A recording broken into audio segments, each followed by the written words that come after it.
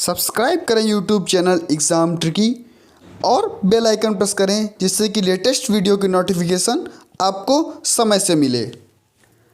Hello everyone, मैं शिवम कनौजिया और आप देख रहे हैं आपका अपना यूट्यूब चैनल एग्ज़ाम ट्रिकी। जैसा कि इस वीडियो में हम बात करेंगे स्पेशल बीएसटीसी या डीएड स्पेशल एजुकेशन के जो रिहैबिलिटेशन काउंसिल ऑफ इंडिया के द्वारा ऑनलाइन एडमिशन के फॉर्म्स चल रहे थे, उनकी मेरिट लिस्ट कब तक आएगी और मेरिट कितनी जाएगी। तो जितनी भी जानकारी है, क्योंकि आप सभी के काफ़ी सारे कमेंट्स थे और जैसा कि कल मैंने एक पोल भी चलाया था जिसके अंतर्गत आप सभी ने अपने सुझाव जो आपका जितने भी आपके इंटर में नंबर्स थे उन पर आप लोगों ने अपने नंबर्स हमारे साथ साझा किए थे और उसके हिसाब से लगभग मेरिट कितनी जाएगी और किन किन फैक्ट्स पर मेरिट डिपेंड करती है कि कितनी मेरिट जा सकती है। तो संपूर्ण जानकारी इस वीडियो में आपको प्रोवाइड कराऊंगा, एकदम सटीक जानकारी, क्योंकि आप सभी के काफ़ी सारे कमेंट्स आते हैं। उसके बाद में आप कहते हैं सर श्योर हो जाएगा। तो लगभग जितने भी समीकरणें बनती हैं तो वहाँ पर इसीलिए बनाई जाती हैं कि आप लोगों की जो श्योरिटी है वो आ सके, और अगर किसी का कारणवश नहीं होता है तो उसका हम कुछ नहीं कह सकते। चलिए स्टार्ट करते हैं आज का वीडियो। दोस्तों, इसके पहले यदि आप चैनल पर पहली बार विजिट कर रहे हैं तो तुरंत चैनल को सब्सक्राइब कर लीजिए, क्योंकि इस चैनल पर आपको डीएड स्पेशल एजुकेशन की जानकारियाँ प्रोवाइड कराई जाती हैं। तो तुरंत चैनल को सब्सक्राइब कीजिए, वीडियो को लाइक कीजिए और ज़्यादा से ज़्यादा अपने मित्रों के पास, सहपाठियों के पास शेयर कर दीजिएगा जिसने भी स्पेशल डीएड का फॉर्म भरा हो, यानी कि डीएड स्पेशल एजुकेशन का फॉर्म भरा हो, या हम कह सकते हैं जो आपने दूसरा नाम दे रखा है स्पेशल बीएसटीसी। तो ऐसा कोई वर्ड होता नहीं है, स्पेशल बीएसटीसी नाम का कोई कोर्स नहीं होता है, इसको हम डीएड स्पेशल एजुकेशन ही कहते हैं। मगर आप लोगों ने जो नाम रख लिया है स्पेशल बीएसटीसी। चलिए अब बात करते हैं। दोस्तों, वीडियो को बिल्कुल भी स्किप ना कीजिएगा, क्योंकि एक एक जानकारी काफ़ी महत्वपूर्ण है। तो सबसे पहले अगर हम बात करेंगे मेरिट लिस्ट कब तक आएगी, जैसा कि आप सभी को पता है कि 20 तारीख को आपका जो फॉर्म फिलअप होना बंद हो गए थे। कल भी आरसीआई से कुछ नहीं आया था और परसों भी आरसीआई से कुछ नहीं आया। संभवतः आप सभी काफ़ी परेशान थे कि कब तक मेरिट लिस्ट आएगी, क्योंकि काफ़ी सारे अभ्यर्थियों के कमेंट्स थे कि मेरिट आने के बाद अगर तुरंत जो आपकी काउंसलिंग स्टार्ट हो जाएगी तो आप विद्यालय जा सकेंगे या नहीं जा सकेंगे, क्योंकि आप लोगों ने जैसे राजस्थान में है तो आप लोगों ने काफ़ी सारे यूपी के फॉर्म डाल रखे हैं, या राजस्थान के जो यूपी के जो स्टूडेंट्स हैं वो दिल्ली के फॉर्म डाल रखे हैं। तो वहाँ तक स्कूल आने जाने में उनको, इंस्टीट्यूट को आने जाने में उनको कठिनाई होगी।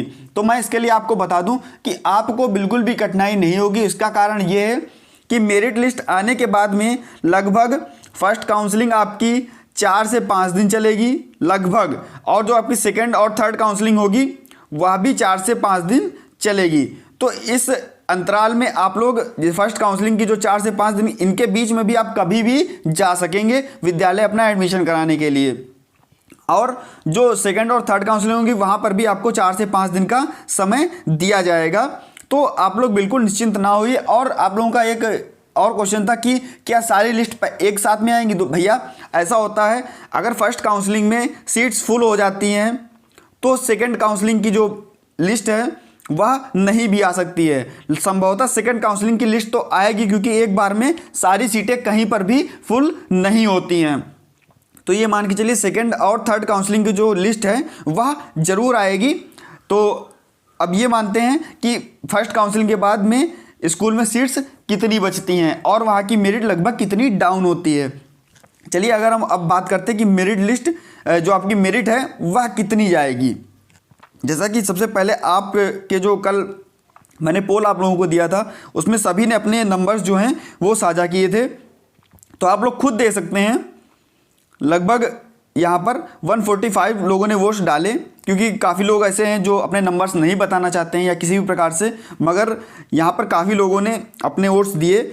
और क्या था, यहाँ पर जो 100 से 80 के बीच में स्टूडेंट्स थे वो 31% थे, और 79 से 70 के बीच में जो स्टूडेंट्स थे वह 37% थे। इसी प्रकार से यहाँ पर 21 और 60 से कम जो थे वह 10% छात्र थे, केवल जो 60 से कम है 145 वोट्स में से। तो ये मान के चलिए यहाँ पर आपका 20% में 80 से 20 के बीच में 80 से 100 के बीच में आपके 31% छात्र थे, और यहाँ पर 79 से 70 के बीच में 37% छात्र थे। मतलब जो सबसे ज़्यादा संख्या अगर देखी जाए तो वह 79 से और 70 के बीच में है। तो फर्स्ट काउंसलिंग में लगभग आप लोग यह रखिए तय कि आप लोगों का जो लगभग 70 के करीब में आप लोगों की जो मेरिट लिस्ट है वह 70 से 75 भी हो सकती है, कोई वो नहीं है। और अभी मैं बताऊंगा कि दूसरी क्या बात है जहां पर मेरिट लिस्ट प्रभावित होती है अभी, क्योंकि सटीक जानकारी आपको इस वीडियो में मिल रही है। तो ये मान के चलिए आपका जो फर्स्ट काउंसलिंग के जो स्टूडेंट्स हैं, अगर आप 75 से लगभग ऊपर हैं तो आप लोग श्योर हैं, क्योंकि आप लोगों के वोट्स के हिसाब से आपका लगभग इतना बन रहा है। और अगर हम बात करते हैं सेकंड काउंसलिंग के लिए, तो जो ये स्टूडेंट्स हैं सेकंड काउंसलिंग के लिए, ये अपने आप को श्योर समझे लगभग आपका यहाँ पर होगा। अब देखिएगा, और थर्ड काउंसलिंग के लिए जो आपके ये स्टूडेंट्स हैं, या इनमें से भी कोई थर्ड काउंसलिंग में हो सकता है, या इनमें से कोई सेकंड काउंसलिंग में भी हो सकता है और फर्स्ट काउंसलिंग में भी हो सकता है। ये बात कहाँ पर निर्भर करती है, जैसे कि आप सभी को पता है कि जो मेन ट्रेड्स हैं, जो ज़्यादातर लोग अप्लाई करते हैं फॉर्म भरने के लिए, वो या तो HI से अप्लाई करते हैं यानी कि हेयरिंग इम्पेयरमेंट से, या तो VI से अप्लाई करते हैं, और या तो फिर ID से अप्लाई करते हैं। इसका पुराना नाम MR था, आप लोग कंफ्यूज बिल्कुल भी ना होइएगा, यानी कि इंटेलेक्चुअल डिसेबिलिटी, विजुअल इम्पेयरमेंट और हेयरिंग इम्पेयरमेंट। ज़्यादातर स्टूडेंट्स होते हैं वो इन 3 से अप्लाई करते हैं। उसके बाद में आपके CP हो जाता है या ASD हो जाता है। यहाँ पर भी काफ़ी सारे स्टूडेंट्स रहते हैं, मगर जो सबसे ज़्यादा संख्या है स्कूल्स की, अगर हम बात करें, जो ज़्यादा सबसे ज़्यादा इंस्टीट्यूट्स हैं वो HI, VI और ID के ही इंस्टीट्यूट्स हैं। तो यहाँ पर क्या है, सबसे ज़्यादा जो स्टूडेंट्स हैं वो इन तीनों में अप्लाई करते हैं। अब अगर हम बात करें कि इस पर क्या निर्भर करता है, क्योंकि इस पर यहाँ पर यह निर्भर करता है कि मान लीजिए 3 स्कूल आप कोई भी ले लीजिए, मैं जैसे अपने ही विद्यालय का नाम लेता हूँ, जैसे ऊषा, जहाँ से मैंने अपना D.Ed कंप्लीट किया था, ऊषा चैरिटेबल ट्रस्ट। अगर हम बात करते हैं दूसरा, अगर मैं पायसम को ले लेता हूँ, या तीसरा मैं आपके चेतना को ले लेता हूँ, तो ये सभी जो तीनों इंस्टीट्यूट्स हैं ये आपके लखनऊ के इंस्टीट्यूट्स हैं। तो ऐसा होता है कि यहाँ पर अगर ऊषा में लगभग 50 बच्चों ने फॉर्म्स डाले, और यहाँ पर जैसे कि 2 ट्रेड्स चलती हैं, HI की और ID की, तो मेन बात ये निर्भर करती है कि यहाँ पर कितने स्टूडेंट्स ने फॉर्म को फिल किया।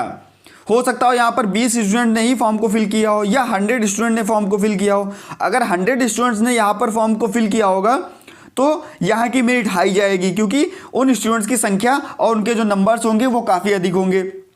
और ये मान के चलिए कि अगर वहाँ पर ज़्यादा फॉर्म्स नहीं फिल हुए, उस इंस्टीट्यूट्स को ऑनलाइन फॉर्म भरते समय ज़्यादा लोगों ने सेलेक्ट नहीं किया, तो वहाँ की ऑब्वियसली मेरिट है वह कम भी जा सकती है और ज़्यादा भी जा सकती है। कम के लिए आप यहाँ पे भी आ सकते हैं फर्स्ट काउंसलिंग में, और फर्स्ट काउंसलिंग के बच्चे यहाँ से भी आ सकते हैं। ऐसा होता है कि वहाँ पर कितने अभ्यर्थियों ने फॉर्म्स को फिल किया।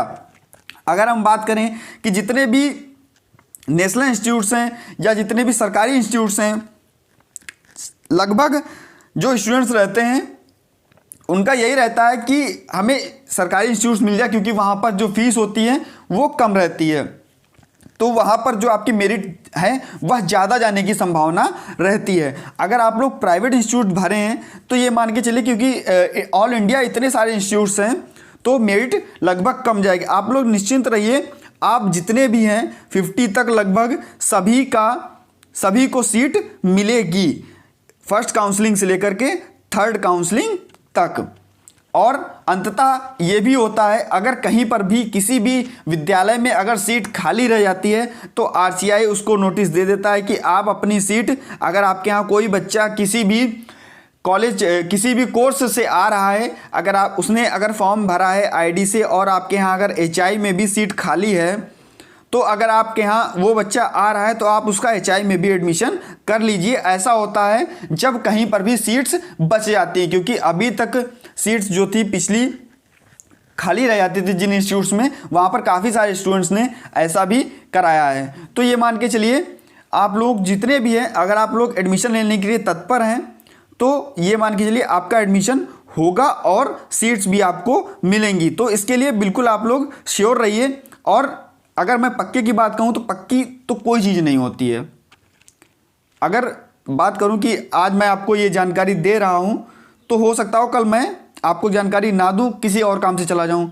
तो मतलब ये रहता है कि पक्का कुछ नहीं होता है, मगर जिस हिसाब से आपकी समीकरणें बन रही हैं, जिस हिसाब से आपके जो ये प्रायिकताएं बन रही हैं, उस हिसाब से लगभग सभी को सीट्स मिलेंगी, क्योंकि यहाँ पर काफ़ी कम स्टूडेंट्स फॉर्म डालते हैं और अच्छा कोर्स होने के कारण लगभग जो ये बात रहती है कि जो सीट्स होती हैं एक विद्यालय में, लगभग एक कोर्स की 25 से 30 ही सीट्स भी रहती हैं। मतलब अगर कम स्टूडेंट फॉर्म डालते हैं या ज़्यादा, लगभग इस साल आरसीआई से काफ़ी सारे फॉर्म्स पड़े हैं और काफ़ी सारे इंस्टीट्यूट जो हैं वो नए भी आए हैं, क्योंकि अभी काफ़ी सारे इंस्टीट्यूट रिन्यूअल हुए हैं और काफ़ी सारे इंस्टीट्यूट्स ने जो नए इंस्टीट्यूट हैं वो भी आरसीआई से मान्यता लेकर के उन्होंने भी अपनी सीट्स फुल करने की सोची है। तो ये मान के चलिए आप सभी के एडमिशन्स होंगे, तो आप लोग बिल्कुल निश्चिंत रहिए। जब तक मेरिट लिस्ट नहीं आती है तब तक आप लोग बिल्कुल बेफिक्र हो जाइए और आपका सभी का लगभग मान के चलिए आप लोगों को सीट मिलेगी। दोस्तों अगर जानकारी अच्छी लगी तो वीडियो को लाइक कर दीजिएगा। जैसे ही आरसीआई से कोई भी मेरिट लिस्ट की जानकारी निकल के आती है तुरंत आपको इस चैनल पर प्रोवाइड कराई जाएगी। और दोस्तों बने रहिए हमारे साथ। धन्यवाद। मिलता हूं नेक्स्ट वीडियो में नई जानकारी के साथ।